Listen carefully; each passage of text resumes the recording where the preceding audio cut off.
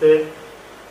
ಕರ್ನಾಟಕ ಚಾಲಕರ ಒಕ್ಕೂಟ ಹಾವೇರಿ ಜಿಲ್ಲಾ ಘಟಕ ಹಾನಗಲ್ ತಾಲೂಕಾ ಪದಾಧಿಕಾರಿಗಳು ಮತ್ತು ಚಾಲಕರ ಕುಂದುಕೊರತೆಗಳ ಸಭೆ.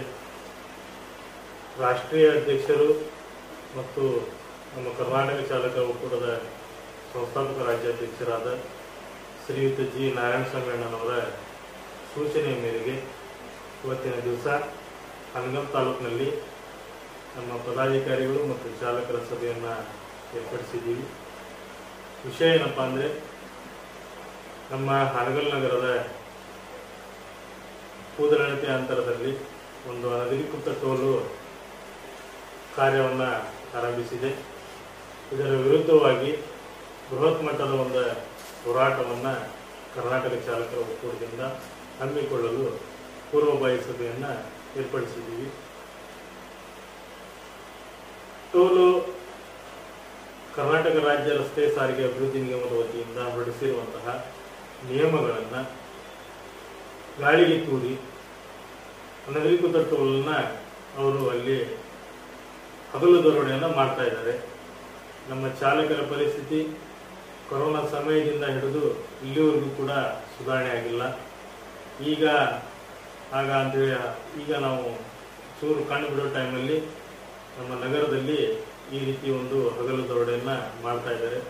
ಇದರಿಂದ ನಮ್ಮ ಟ್ಯಾಕ್ಸಿ ಚಾಲಕರಿಗೆ ಮತ್ತು ಲೈಟ್ ಗೂಡ್ಸ್ ವಾಹನ ಚಾಲಕರಿಗೆ ಮತ್ತು ಲಾರಿ ಚಾಲಕರಿಗೂ ಕೂಡ ತುಂಬ ಹೊರೆ ಆಗ್ತಾ ಇದೆ. ನಮ್ಮ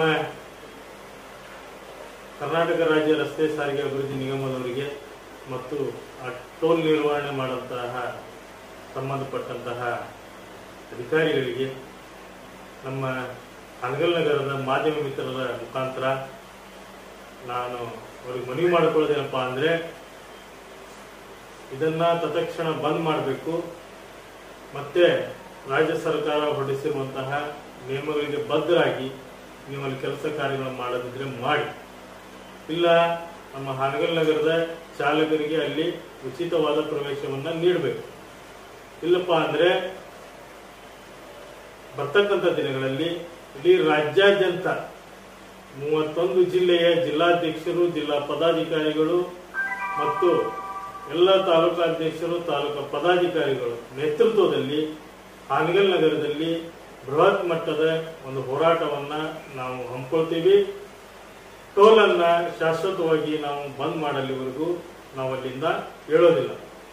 ಈ ಮಾಧ್ಯಮ ಮಿತ್ರರ ಮುಖಾಂತರ ನಾನು ತಮಗೆ ಸಂದೇಶವನ್ನು ನೀಡ್ತಾ ಇದ್ದೀನಿ. ಮತ್ತೆ ನಿಮ್ಮ ಸಂದೇಶ ಸಿಕ್ಕ ಮೇಲೂ ಕೂಡ ನೀವು ಅದೇ ರೀತಿ ಮುಂದುವರಿಸಿದ್ರೆ ಬರ್ತಕ್ಕಂಥ ದಿನಗಳಲ್ಲಿ ನಾವು ನಮ್ಮ ತಾಲೂಕಾಧ್ಯಕ್ಷರಾದ ಚಂದ್ರಣ್ಣವರು ಮತ್ತು ಗೌರವಾಧ್ಯಕ್ಷರಾದ ಸಂಜೀವ್ ಗೌಡಗಿರಿಯವರು, ಉಪಾಧ್ಯಕ್ಷರು, ಪದಾಧಿಕಾರಿಗಳು ಎಲ್ಲರೂ ಸೇರಿಕೊಂಡು ನಮ್ಮ ರಾಜ್ಯಾಧ್ಯಕ್ಷರ ನೇತೃತ್ವದಲ್ಲಿ ಮತ್ತು ರಾಜ್ಯ ಪದಾಧಿಕಾರಿಗಳ ನೇತೃತ್ವದಲ್ಲಿ ಎಲ್ಲ ನಮ್ಮ ಕರ್ನಾಟಕ ಚಾಲಕರ ಒಕ್ಕೂಟಕ್ಕೆ ಸಂಬಂಧಪಟ್ಟಂಥ ಚಾಲಕರು ನಿಮ್ಮ ಟೋಲ್ ಎದುರುಗಡೆ ನಾವು ಬೃಹತ್ ಮಟ್ಟದ ಒಂದು ಹೋರಾಟವನ್ನು ಮಾಡ್ತೇವೆ ಅಂತೇಳಿ ನಾನು ತಮ್ಮಲ್ಲಿ ತಿಳಿಸ್ತಾ ಇದ್ದೀನಿ. ಧನ್ಯವಾದಗಳು.